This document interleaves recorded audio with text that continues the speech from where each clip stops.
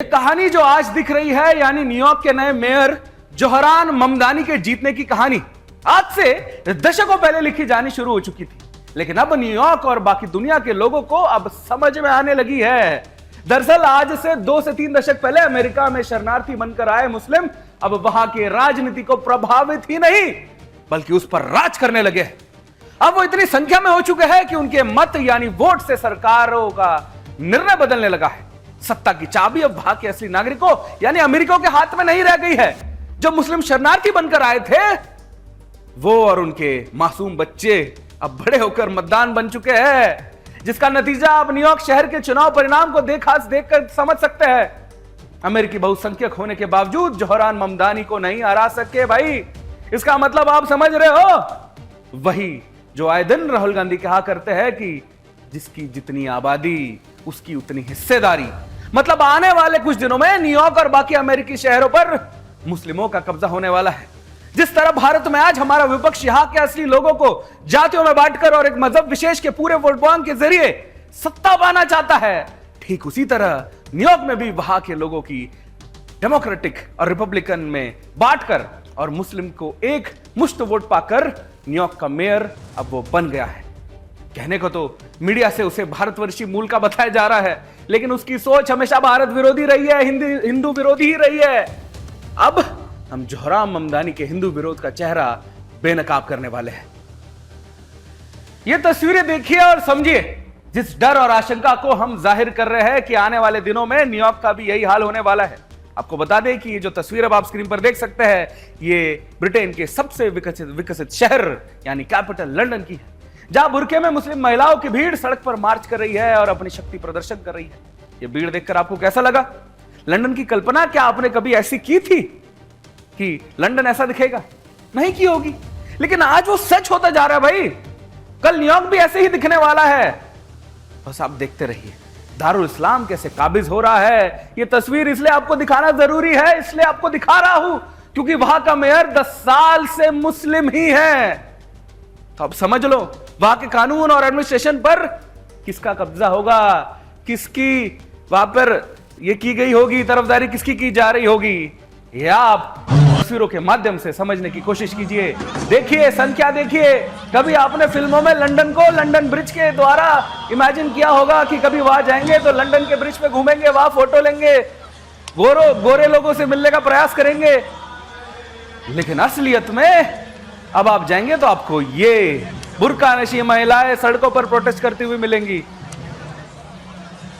और ये स्थिति है ब्रिटेन यूनाइटेड किंगडम के सबसे डेवलप्ड सिटी लंदन की, कैपिटल सिटी लंदन की है। आइए अब आपको बताते हैं कि जोहरान ममदानी चुनाव कैसे जीता और उससे क्या क्या चुनावी वादे किए गए। उसके वादे सुनेंगे आपको भारत के केजरीवाल और राहुल गांधी याद आ जाएंगे। आइए आपको दिखाते हैं, देखिए ग्राफिक्स अब आपको दिखाते हैं क्यों जीता ममदानी। इस पर हम आपको बता रहे हैं कि युवा और पहली बार वोटरों का जोरदार समर्थन, पहली बार वोटर बने शरणार्थी मुस्लिम युवकों का समर्थन मिला था। फिर सीरियन, अमेरिकन, दक्षिणी एशियन और इमिग्रेंट समुदाय में उत्साह फैला था। फिर सोशल मीडिया पर ममदानी की जमकर ब्रांडिंग की गई थी। किराया फ्रीज और किफायती आवास की भी इसमें बात की थी। फिर रेंट स्टेबलाइजेशन यूनिट्स पर किराया फ्रीज किया गया। सभी सिटी बसों पर किराया माफ किया गया। 6 सप्ताह से 5 वर्षों के बच्चों के लिए मुफ्त चाइल्ड केयर किया गया। कर्मचारियों की सैलरी बढ़ाने का वादा किया गया। खने लोग जो रिच लोग हैं वहां पर उनके 1% और कॉर्पोरेट्स पर 2% फ्लैट टैक्स लगाने का इसने वादा किया है। फिर गाजा युद्ध की निंदा की है। फिर नेतन्याहू का युद्ध को अपराधी बताते यानी वॉर क्रिमिनल मानते हुए उसने अपनी ये जो पूरे हमने आपको लिस्ट दिखाई, इस पर ये क्या दिखता है आपको आप समझ सकते हैं। और वो किन को टारगेट कर रहा है, किन की तरफदारी कर रहा है, किन के लिए कर रहा है, ये आप समझ सकते हैं। अब तक आपने उसके वादे देखे जिसमें वो साफ साफ मुस्लिमों को लाभ पहुंचाने की बात कर रहा है।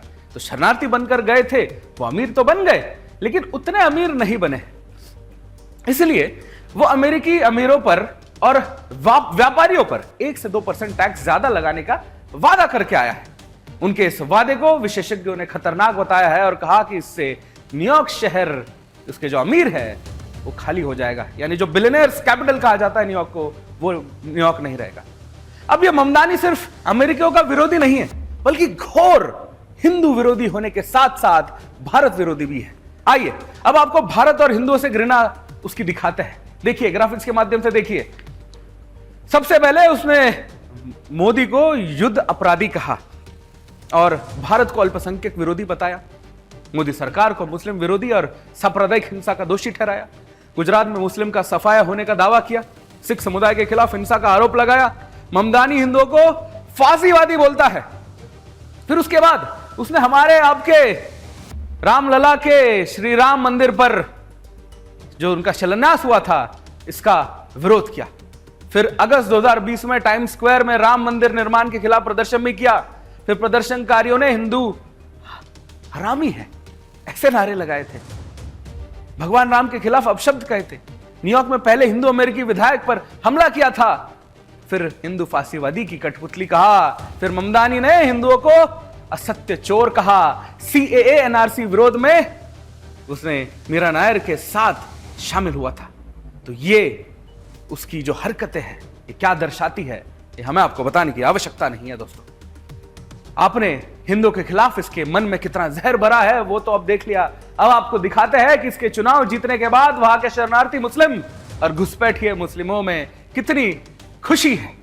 और वो जोहरान ममदानी के चुनाव जीतते ही फ्री फिलिस्तीन के नारे लगाते हुए खुशी मना रहे हैं। एक बार आप तस्वीरें देखिए। भारत में भी एक गद्दार है जो चुनाव जीतने के बाद संसद भवन में भारत माता की जय के जगह पर आतंकी हमास के गढ़ फिलिस्तीन की जय बोलता है। शपथ लेते समय याद करिए तो आप समझ गए होंगे कि वो चाहे भारत का मुस्लिम नेता हो या अमेरिका का, लेकिन उन दोनों के लिए इस्लाम पहले है। एक बार तस्वीर देखिए।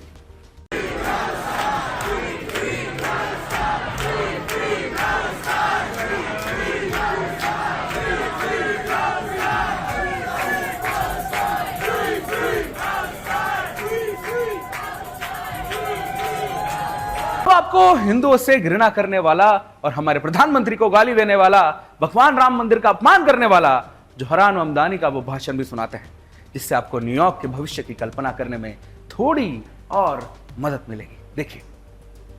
I am young despite my best efforts to grow older. I am Muslim.